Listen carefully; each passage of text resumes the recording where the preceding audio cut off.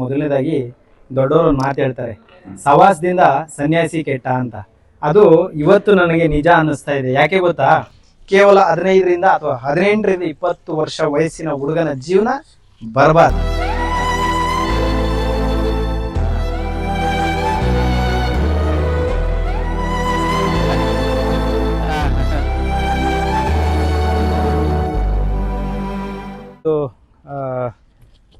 ಈ 18ರಿಂದ 20 ವರ್ಷದ ವಯಸ್ಸಿನ ಹುಡುಗ ನಮ್ಮ ಮಾದನಾಯಕನಹಳ್ಳಿ ಪೊಲೀಸ್ ಸ್ಟೇಷನ್ ವ್ಯಾಪ್ತಿಯಲ್ಲಿ ಅಸಹಾಯಕ ಪರಿಸ್ಥಿತಿಯಲ್ಲಿ ಇರ್ತಕ್ಕಂಥ ಈ ಹುಡುಗನ ಪರಿಸ್ಥಿತಿ ಕೊನೆವರೆಗೂ ನೋಡಿ ಗೊತ್ತಾಗುತ್ತೆ.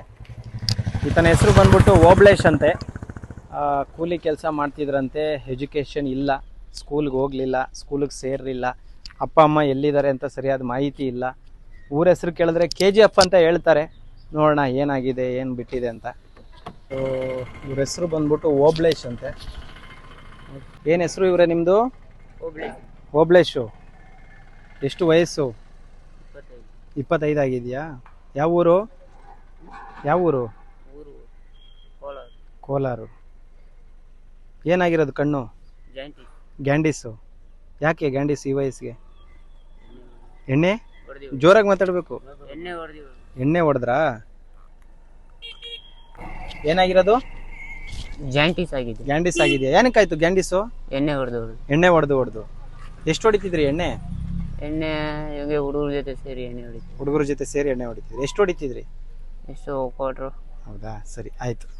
ಬನ್ನಿ ಸ್ನೇಹಿತರೆ, ಈ ಹುಡುಗ ಪಾಪ 25 ವರ್ಷ ಅಂತ ಹೇಳ್ತಾನೆ. ನಿಜವಾಗ್ಲೂ ಆತನಿಗೆ ಸರಿಯಾದ ವಯಸ್ಸಿನ ಇದು ಕೂಡ ಅವನಿಗೆ ಗೊತ್ತಿಲ್ಲ. ಯಾಕಂದ್ರೆ ಆತನಿಗೆ ಒಂದು 18ರಿಂದ 20 ವರ್ಷ ಆಗಿರ್ಬೋದು ಅಂತ ನಮ್ಗನ್ಸುತ್ತೆ. ಕೂತ್ಕೊಪ್ಪ ಇಲ್ಲಿ. ಏನಾಗಿರೋದು? ಕಾಲೆಲ್ಲ ಊತ ಬಂದ್ಬಿಟ್ಟಿದೆ. ಯಾಕೆ? ಬಂದಿರೋದು. ಅಣ್ಣ ಬನ್ರಿ, ಇಲ್ಲಿ ಬನ್ರಿ, ಬನ್ನಿ.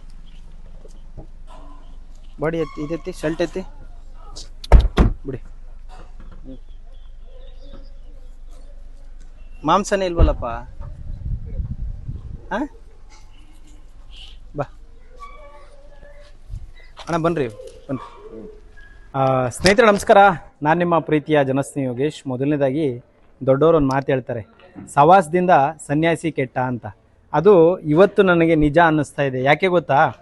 ಕೇವಲ 18ರಿಂದ 20 ವರ್ಷ ವಯಸ್ಸಾಗಿರ್ಬೋದು ಆ ಹುಡುಗನಿಗೆ. ತನ್ನ ಜೀವನವನ್ನೇ ಸರ್ವನಾಶ ಮಾಡ್ಕೊಂಡ್ಬಿಟ್ಟಿದ್ದಾನೆ, ಅಂದರೆ ಸವಾಸದಿಂದ.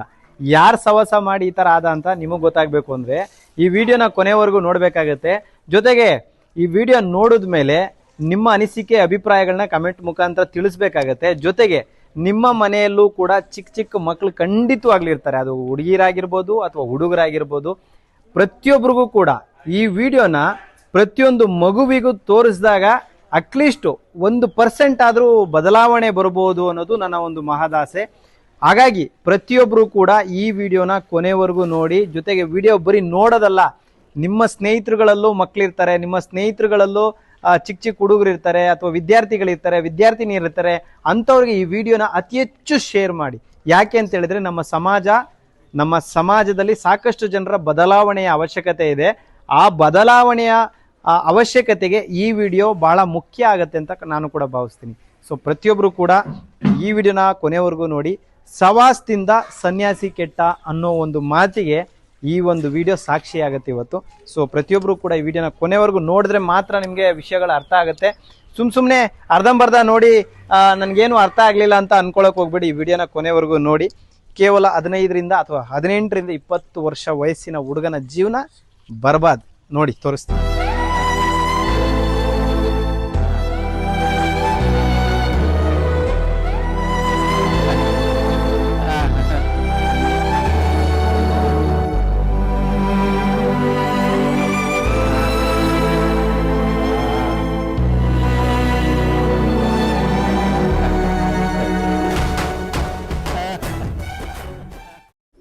ಸ್ನೇಹಿತರೆ ನಮಸ್ಕಾರ.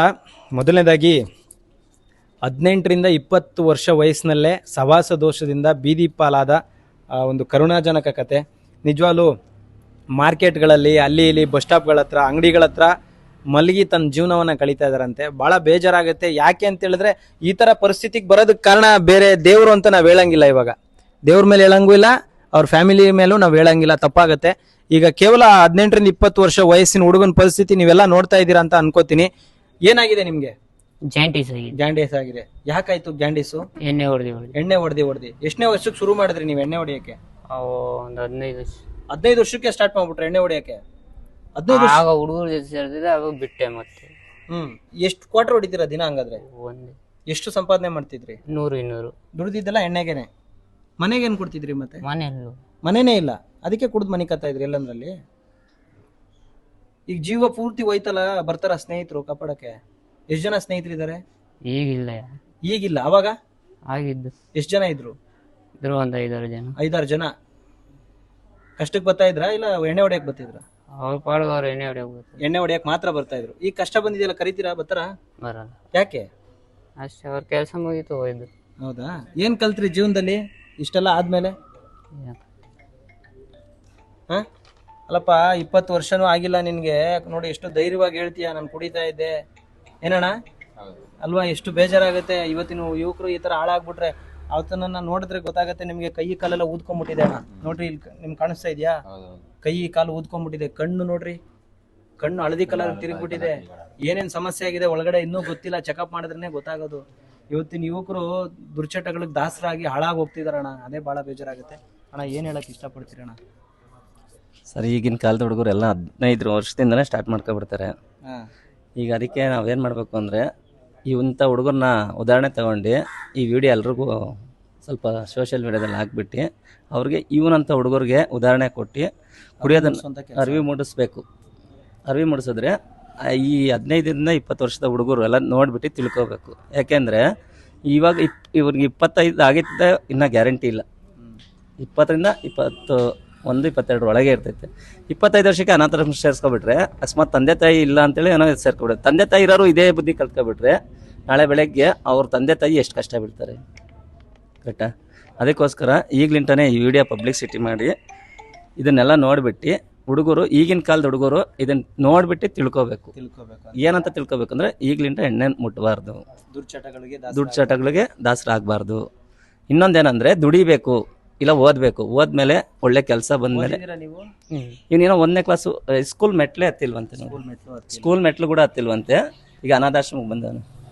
ಅದು 1ನೇ ಕ್ಲಾಸ್ 2ನೇ ಕ್ಲಾಸ್ ಓದಿದ್ರೆ ಸಾಧನೆ ಆಗೋದು ನೋಡಿ. ಅಂದ್ರೆ ಸಾಧನೆ ಅಂತಲ್ಲ, ನನ್ನ ಪ್ರಕಾರ ಒಳ್ಳೆ ಸಾಧನೆ. ಅದೇನ್ ಸಾಧನೆ ಅಯ್ಯೋ, ಓದನ್ನ ಓದಿದ್ರೆ ಅಲ್ಲ. ಯಾಕೆ ಮಾತು ಹೇಳ್ತಾ ಇದೀನಿ ಅಂದ್ರೆ, ತಂದೆ ತಾಯಿ ತನ್ನ ಜನ್ಮ ಕೊಡೋದಕ್ಕೆ ತಾಯಿಯ ಆದವಳು 9 ತಿಂಗಳು ಎಷ್ಟು ಕಷ್ಟಪಟ್ಟು ತನ್ನ ದೇಹದ ಎಲ್ಲಾ ರಕ್ತವನ್ನ ಈತನಿಗೆ ದಾನ ಮಾಡಿ ಉಳಿಸಿದ ಇವತ್ತಿಗೆ ಸಾರ್ಥಕ ಆಯ್ತಲ್ಲ. ಅದೇ ತಂದೆ ತಾಯಿ ಗೊತ್ತಾಗೋದು. ಇಲ್ಲ ಅಂದಿದ್ದಕ್ಕೆ ಏನಪ್ಪಾ, ಏನು ತಪ್ಪಿನ ಅರಿವಿಲ್ವಾ ನಿನ್ಗೆ?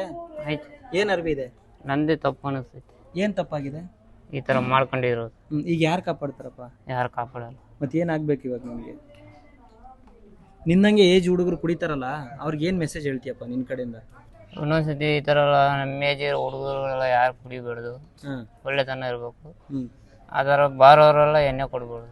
ಬಾರೋರೆ ಎಣ್ಣೆ ಕೊಡಬಾರ್ದು. ನಿನ್ನ ಏಜ್ ಅವ್ರಿಗೆ ಅವ್ರು ಕೊಟ್ಟಿಲ್ಲ ಅಂದ್ರೂ ನೀವು ಕುಡ್ದೆ ಕುಡಿತೀರಲ್ಲ, ಏನಾದ್ರು ಮಾಡಿ ಅವ್ರು ಏನ್ ಮಾಡಕ್ಕಾಗುತ್ತೆ? ಅವ್ರು ಬೇರೆ ತಂದು ಕೊಡ್ತಾರೆ.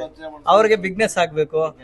ಅವ್ರ ಏಜ್ ನೋಡಿ ಕೊಡಕ್ಕಾಗತ್ತಾ? ಮಾಡ್ತಾ ಇರ್ಬೇಕು, ನಮ್ಮ ಮನ್ಸಲ್ಲಿ ಇರ್ಬೇಕು. ನಾನ್ ಕುಡಿಬೇಕಾ ಬೇಡವಾ? ಓದ್ಬೇಕು, ದುಡಿಬೇಕು. ಆಮೇಲೆ ಒಂದ್ ಸಾಧನೆ ಮಾಡಿದ್ಮೇಲೆ ನೀನ್ ಏನಾನ ಮಾಡ್ಕೊಂಡು ನಡೀತೈತೆ. ಇನ್ನ 25 ವರ್ಷ ಏನ್ ಸಾಧನೆ ಮಾಡಿದೆ? ಸ್ಕೂಲ್ ಮೆಟ್ಲತ್ತಿಲ್ಲ, 1 ರೂಪಾಯಿ ಸಂಪಾದನೆ ಮಾಡಿಲ್ಲ. ಇದು ಮತ್ತೆ ಆಶ್ರಮಕ್ಕೆ ಬರೋದು ಸಾಧನೆನೇ ಅಲ್ವಾ? ಅಲ್ಲ, ಇದು ಸಾಧನೆ ಮಾಡಿ. ಒಂದ್ ನಿಮಿಷ ಕೇಳಿಸ್ಕೊಳ್ಳಿ. 60 ವರ್ಷ 70 ವರ್ಷ ಆದ್ಮೇಲೆ ಆಶ್ರಮ ಹುಡುಕ್ತಾರೆ, ಆಶ್ರಯ ಇಲ್ಲ ಅಂತ ಹೇಳ್ಬಿಟ್ಟು. ಈಗ 20 ವರ್ಷಕ್ಕೆ ಆಶ್ರಮಕ್ಕೆ ಬಂದವನ ಸಾಧನೆ ತಾನೇ ಅದು? ಇದು ಸಾಧನೆ ಮಾಡೋನಷ್ಟೇ, ಇನ್ ಬೇರೆ ಏನು ಸಾಧನೆ ಮಾಡಿಲ್ಲ. ಸ್ನೇಹಿತರೆ, ಪ್ರತಿಯೊಬ್ರು ಕೂಡ ಅರ್ಥ ಮಾಡ್ಕೊಳ್ಳಿ. ನಾವು ಮಾಡೋ ಪ್ರತಿಯೊಂದು ವಿಡಿಯೋ ಹಿಂದಗಡೆ ಸಾವಿರಾರು ನೋವಿನ ಕಥೆಗಳಿರುತ್ತೆ. ಈತ 20 ವರ್ಷಕ್ಕೆ ತನ್ನ ಜೀವನವನ್ನ ಸರ್ವನಾಶ ಮಾಡ್ಕೊಂಡ್ಬಿಟ್ಟಿದ್ದಾನೆ. ಇವಾಗ ಆತ ರೆಡಿ ಆಗ್ತಾನೆ, ರೆಡಿ ಆಗ್ಬೋದು, ರೆಡಿ ಆಗದೇನೂ ಇರ್ಬೋದು, ಅದು ಗೊತ್ತಿಲ್ಲ ನಂಗೆ. ಬಟ್ ರೆಡಿ ಆಗಲಿ ಅಂತ ಮನಸ್ಫೂರ್ತಿಯಾಗಿ ದೇವ್ರ ಹತ್ರ ಬೇಡ್ಕೊಳ್ತೀನಿ. ಆದರೆ ಪ್ರತಿಯೊಬ್ಬ ಹುಡುಗರುಗಳು ಇವತ್ತಿನ ಜನ್ರೇಷನ್ ಯೂತ್ಸ್ಗೆ ಅರ್ಥ ಆಗಬೇಕು, ಯಾರ ಜೊತೆ ಸ್ನೇಹ ಮಾಡ್ತಾ ಇದೀವಿ, ಯಾರ ಜೊತೆ ಓಡಾಡ್ತಾ ಇದೀವಿ, ಯಾರು ನಮ್ಮ ಕಷ್ಟಕ್ಕೆ ಆಗ್ತಾರೆ ಅನ್ನೋದನ್ನ ತಲೆಯಲ್ಲಿ ಇಟ್ಕೊಂಡಿರ್ಬೇಕು ತಾವೆಲ್ಲ. ಸೊ ಇವತ್ತು ಎಷ್ಟು ದಿವಸದಿಂದ ರೋಡಲ್ಲಿ ಮಲಗ್ತಾ ಇದೆಯಪ್ಪ? ಎಷ್ಟು ದಿವಸದಿಂದ ರೋಡಲ್ಲಿ ಮಲಗ್ತಾ? ಒಂದು 15 ವರ್ಷ. 15 ವಯಸ್ಸಿಂದನೂ ರೋಡಲ್ಲೇ ಮಲಗ್ತಾ ಇದೆಯಾ? ಕೂಲಿ ಕೆಲಸ ಮಾಡೋದು, ಅಲ್ಲಿ ಇಲ್ಲಿ ಮಲಗೋದು. ನಿಮ್ಗೆ ಅಪ್ಪ ಅಮ್ಮ ಇದಾರಾ? ಇಲ್ಲ. ಅಕ್ಕ ತಂಗಿ, ಅಣ್ಣ ತಮ್ಮ, ಬಂಧು ಬಳಗ? ಸುಳ್ಳು ಹೇಳ್ಬೇಡ. ಇದಾರೆ, ಸೇರ್ಸಲ್ಲ ಅಂತ ಹೇಳು. ಕರೆಕ್ಟಾ ಬಾ? ಇರ್ತಾರೆ, ಇಲ್ದಂಗೆ ಏನಿರಲ್ಲ. ಸೇರ್ಸಲ್ಲ, ಈ ತರ ಬೀದಿ ಪಾಲಾದ್ಮೇಲೆ ಯಾರ ತಾನೇ ಸೇರಿಸೋದಕ್ಕೆ ಇಷ್ಟಪಡ್ತಾರೆ? 20 ವರ್ಷಕ್ಕೇನೋ ಇದು ಮಾಡ್ಬಿಟ್ಟೇನೋ, ಅದಕ್ಕೆ ಅಲ್ಲೇ ದುಡ್ಕೊಳ್ಳೋದು ಕುಡ್ಕೊಳ್ಳೋದು ಉಳ್ಕೊಳ್ಳೋದು ಈ ಥರ ಅವರು ಕಷ್ಟ ಆಗಿರ್ತಾರಲ್ಲ ಸರ್, ಇಂಥವ್ರನ್ನೆಲ್ಲ ಸೇರಿಸ್ತಾರೆ. ಅವ್ರ ಬದುಕದೇ ಕಷ್ಟ. ಇನ್ಮೇಲಾದ್ರೂ ಬುದ್ಧಿ ಕಲಿತೀರಾ? ಹ್ಞೂ ಕಲೀಲಿಲ್ಲ ಅಂದ್ರೆ ಯಮ ಬಂದು ಕರ್ಕೊಂಡು ಹೋಯ್ತಾನೆ, ದೇವ್ರು ಬಂದ್ರು ಬಿಡೋದಿಲ್ಲ. ಹಾ, ಏನ್ ಕಲಿತೀರಾ? ಒಳ್ಳೆ ಬುದ್ಧಿ ಕಲಿತೀನಿ. ಒಳ್ಳೆ ಬುದ್ಧಿ ಅಂದ್ರೆ ಯಾವ ತರ? ಕೆಲಸ ಮಾಡ್ತೀನಿ, ಕುಡಿಯೋದು ಬಿಡ್ತೀನಿ. ಕುಡಿಯೋದು ಬಿಡ್ತೀಯ? ಪಕ್ಕ ನಿಜನಾ? ನಂಬೋದಾ? ಏನ್ ನಂಬಿಕೆ? ಏನ್ ಹೇಳೋದಕ್ಕೆ ಏನ್ ನಂಬಿಕೆ ನಿಮಗೆ?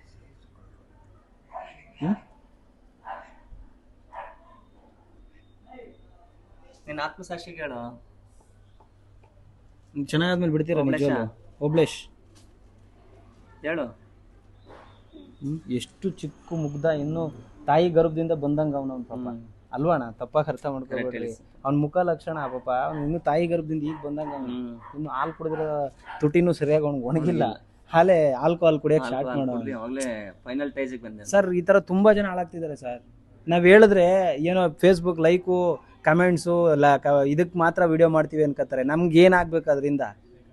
ಸಮಾಜದಲ್ಲಿ ಒಂದಷ್ಟು ಬದಲಾವಣೆಗಳಾಗಬೇಕು. ಏನೋ ಯೂತ್ಸ್ ನೋಡೋ ಅಂಥವ್ರು ಹುಡುಗರು ಅಟ್ಲೀಸ್ಟ್ 10ರಲ್ಲಿ 1 ಭಾಗನಾರ ಬುದ್ಧಿ ಕಲಿಯಂಗಾಗಬೇಕು. ಸೊ ಇದು ನನ್ನ ಉದ್ದೇಶ ಆಗಿತ್ತು ಸ್ನೇಹಿತರೆ. ಪ್ರತಿಯೊಬ್ಬರು ಕೂಡ ಈ ವಿಡಿಯೋನ ದಯವಿಟ್ಟು ಗಮನಿಸಿ ನೋಡಿ. ಆಮೇಲೆ ಇವರು ವಾರಸ್ದಾರರು, ಸಂಬಂಧಿಕರು, ಬಂಧುಗಳು ಯಾರಾದರೂ ಇದ್ದರೆ ಬಂದು ಕರ್ಕೊಂಡೋಗಿ. ಆತ ಇನ್ನೂ ಏನು ವಯಸ್ಸಾಗಿಲ್ಲ, ಇನ್ನು ಚಿಕ್ಕ ಹುಡುಗ ಇದ್ದಾನೆ, ಸರಿ ಹೋಗ್ತಾನೆ, ಎಲ್ಲ ಒಂದು ಹಂತಕ್ಕೆ ಬರ್ಬೋದು, ಸರಿ ಹೋಗ್ಬೋದು. ಸೊ ಹಾಗಾಗಿ ಇವತ್ತು ಎಲ್ಲಿ ಸಿಕ್ಕಿದ್ರು ಸರ್ ಇವರು? ಸರ್ ದಾಸನಪುರ ಮಾರ್ಕೆಟ್ ಅಲ್ಲಿ ಸರ್. 15 ದಿವಸದಿಂದನೂ ನೋಡ್ತಾ ಇದ್ದೆ. ಆಗ ಊಟ ತಿಂಡಿ ಎಲ್ಲ ಕೊಡಿಸಿ ಇದು ಮಾಡಿದ್ವಿ. ಮೊನ್ನೆ ಹಾಸ್ಪಿಟ್ಲಿಗೆ ಕರ್ಕೊಂಡ್ವಿ, BGS ಹಾಸ್ಪಿಟ್ಲಿಗೆ. ಅಲ್ಲೆಲ್ಲ ಚೆಕಪ್ ಮಾಡಿಸಿದ್ವಿ. ಅವ್ರು ಇಮಿಡಿಯೇಟ್ಲಿ ಅಡ್ಮಿಟ್ ಮಾಡಬೇಕು ಅಂದರು. ಅಡ್ಮಿಟ್ ಮಾಡೋಕ್ಕೆ ಇವ್ರ ಕಡೆ ಯಾರೂ ಇರಲಿಲ್ಲ.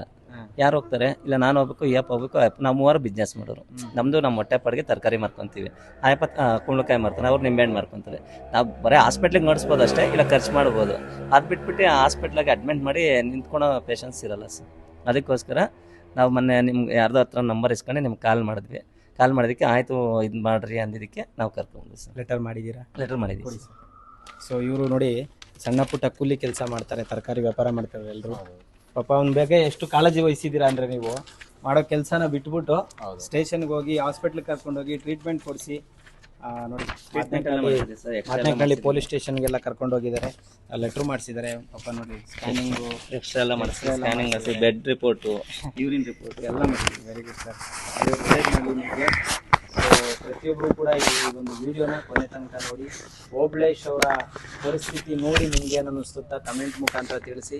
ಜೊತೆಗೆ ಇವ್ರ ಬಗ್ಗೆ ಏನಾದರೂ ಹೆಚ್ಚಿನ ಮಾಹಿತಿ ಇದ್ದರೆ ಜನಸ್ನೇಹಿ ಆಶ್ರಮಕ್ಕೆ ತಿಳಿಸಿ. ಕೊನೆಯದಾಗ ಒಂದು ಮಾತು ನಾನು ಹೇಳಬಲ್ಲೆ, ಆಯಸ್ಸನ್ನು ಕೊಡುವಂಥ ಶಕ್ತಿ ಯಾರಿಗೂ ದೇವ್ರು ಕೊಟ್ಟಿಲ್ಲ. ಆ ಭಗವಂತ ಆತನಿಗೆ ಆಶೀರ್ವಾದ ಮಾಡಲಿ, ಒಳ್ಳೇದಾಗಲಿ, ಬೇಗ ಗುಣಮುಖರಾಗಲಿ ಅಂತ ಕೇಳ್ಕೊತೀನಿ. ನೀವು ನೋಡ್ದಂಗೆ ಜಸ್ಟ್ ನಡ್ಕೊಂಡು ಬರ್ತಿದಾರೆ ಅಷ್ಟೇ, ಒಂದು ಅಸ್ಥಿ ಪಂಜರದ ಥರ ಬದುಕ್ತಿದಾರಣ ಅವರು. ಏನಣ್ಣ? ಅವ್ರಿಗಿರೋ ಸಮಸ್ಯೆಗಳು ಕಾಲು ಕೈಯೆಲ್ಲ ಊದ್ಕೊಂಡ್ಬಿಟ್ಟಿದೆ, ನೋಡ್ಬೋದು ನೀವು ಇಲ್ಲಿ. ಸೊ ನೀವೇನು ಹೇಳಕ್ ಇಷ್ಟಪಡ್ತೀರಿ ಸರ್?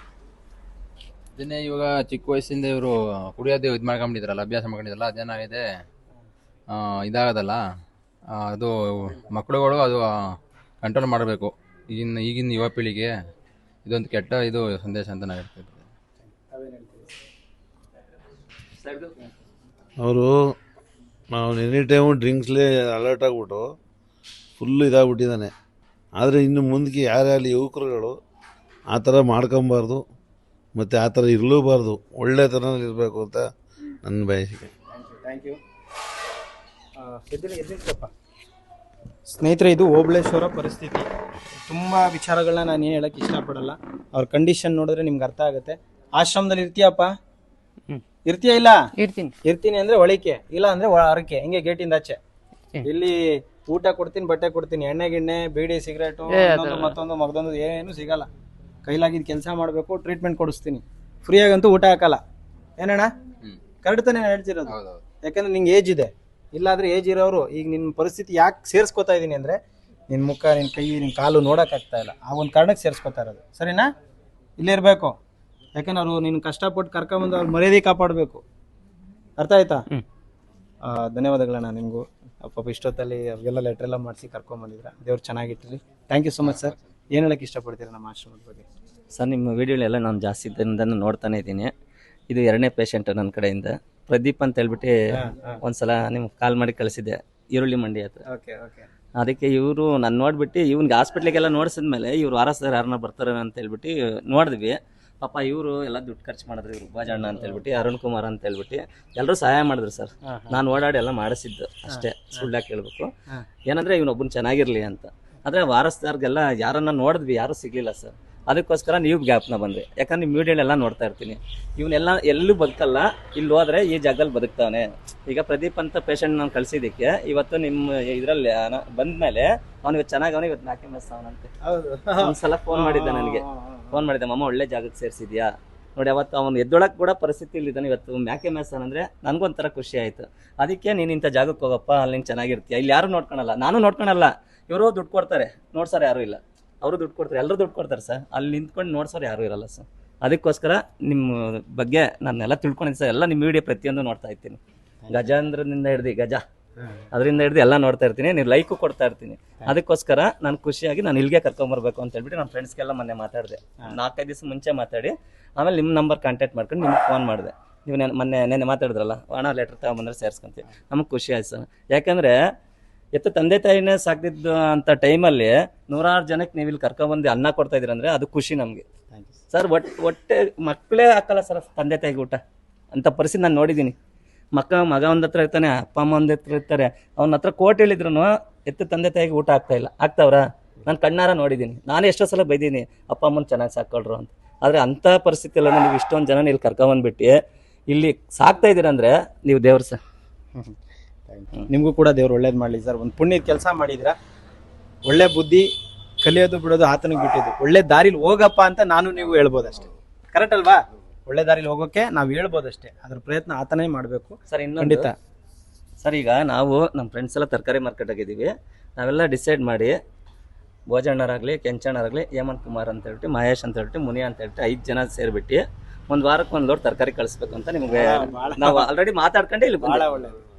ಅರುಣಣ್ಣ, ಭೋಜಣ್ಣ, ಮಾದೇವು, ಮುನಿಯಾ 5 ಜನ ಸೇರಿ ನಾವು ಕಾಸೇ ಕೊಡ್ತೀವೋ ಫ್ರೀನೇ ಕೊಡ್ತೀವೋ, ನೀವೊಂದು ಫೋನ್ ಮಾಡ್ಕೊಂಡು ನಂಬರ್ ಕೊಟ್ಟಿದ್ದೀನಿ ಅವ್ರಿಗೆ. ಒಂದು ವಾರಕ್ಕೊಂದ್ಸಲ ಯಾವಾಗನ್ನ ಕಳಿಸಿ ಫೋನ್ ಮಾಡ್ಕೊಂಡು ಒಂದು ಗಾಡಿ ಫುಲ್ಲು ನಾವು ತರಕಾರಿ ಕಳಿಸ್ಬೇಕು.